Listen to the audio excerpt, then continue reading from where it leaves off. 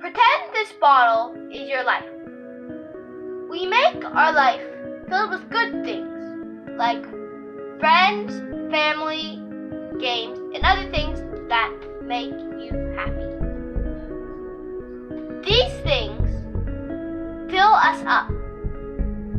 And sometimes there's a little excitement in our life that we add to it. It could be getting a new Nintendo Switch or winning the lottery. And these make excitement in life, which the bubbles represent. But these bubbles of happiness and excitement pop quickly. But God's word is alive, like the red yeast in the speaker.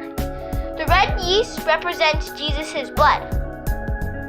For the word of God is alive and active. Hebrews 4:12. So when it is added to our life, God's word fills us up with all that God has to provide and things that we cannot do.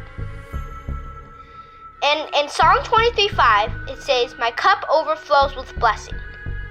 Look at the empty bottle versus the overflowing bottle. Which life are you going